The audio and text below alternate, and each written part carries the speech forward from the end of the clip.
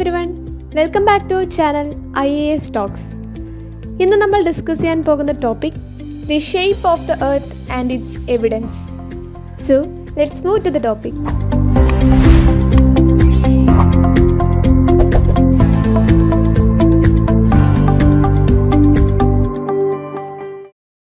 ഭൂമിയുടെ ആകൃതി എന്താണ്, അഥവാ ഭൂമിയുടെ ഷേപ്പ് എന്താണ്? ഭൂമിക്ക് വൃത്താകൃതിയാണെന്നാണ് പറയപ്പെടുന്നത്. അതായത് കറക്റ്റായിട്ട് പറയുകയാണെങ്കിൽ ഒബ്ലേറ്റ് സ്പിറോയിഡാണ് ഭൂമിയുടെ ആകൃതി. അതായത് ധ്രുവങ്ങളിൽ കംപ്രസ് ആയിരിക്കുന്ന രീതിയിലും ഇക്വേറ്ററിലേക്ക് വരുമ്പം കുറച്ച് ബഡ്ജഡ് ആയിരിക്കുന്ന രീതിയിലുമാണ് ഭൂമി കാണപ്പെടുന്നത്. അതുകൊണ്ട് തന്നെയും അതിനെ കൃത്യമായി പറയുന്നത് ഒബ്ലേറ്റ് സ്പിറോയിഡ് എന്നാണ് ആ ആകൃതിക്ക് കൊടുത്തിരിക്കുന്ന പേര്. ഭൂമിയുടെ ആകൃതി ഈ പറയുന്ന പോലെ സ്പെറിക്കലാണ് അല്ലെങ്കിൽ ഒബ്ലേറ്റ് സ്പിറോയിഡ് ആണെന്ന് തെളിയിക്കാൻ വേണ്ടി നിരവധി മാർഗങ്ങൾ പറയുന്നുണ്ട്. സോ അത് ഏതൊക്കെയാണെന്ന് നമുക്ക് നോക്കാം.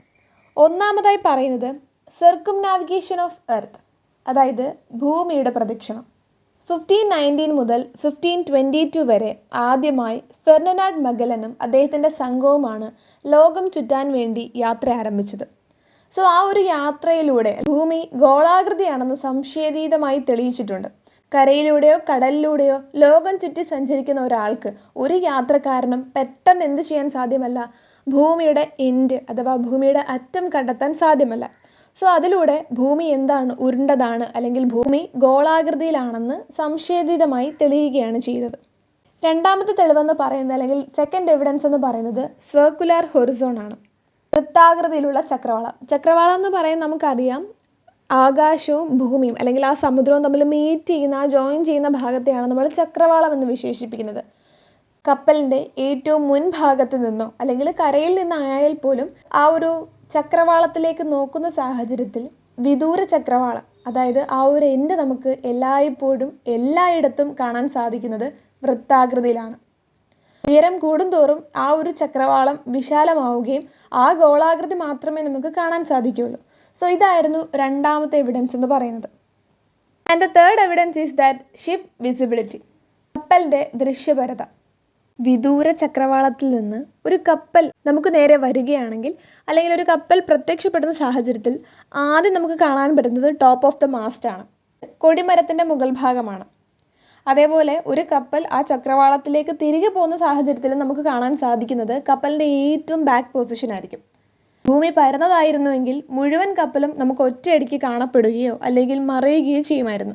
പക്ഷേ ഇതിലൂടെ ഭൂമി ഗോളാകൃതിയാണെന്ന് വീണ്ടും തെളിയിക്കപ്പെടുകയാണ്. And the fourth evidence is that sunrise and sunset, സൂര്യോദയവും സൂര്യാസ്തമയം.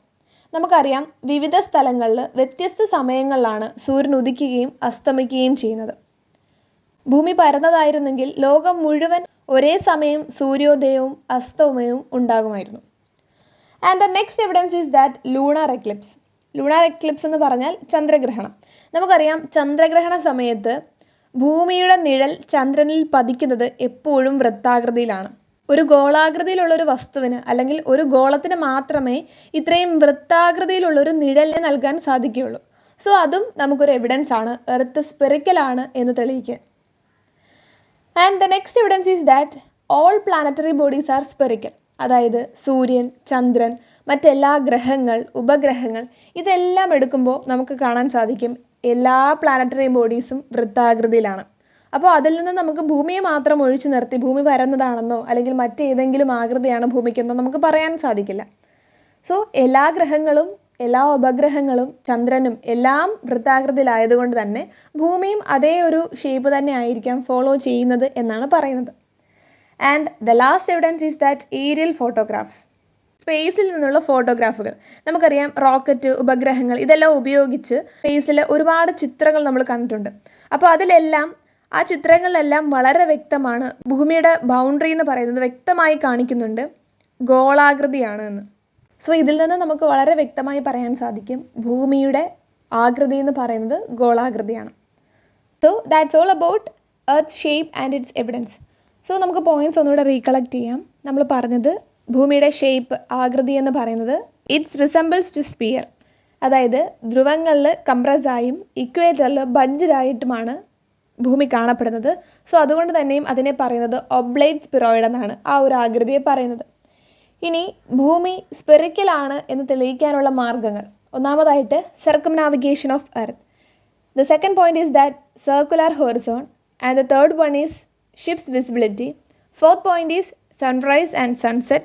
The fifth one is lunar eclipse, and the next planetary bodies are spherical, and the last one is that aerial photographs. So that's all about the shape of the earth. Stay tuned to this channel for more videos.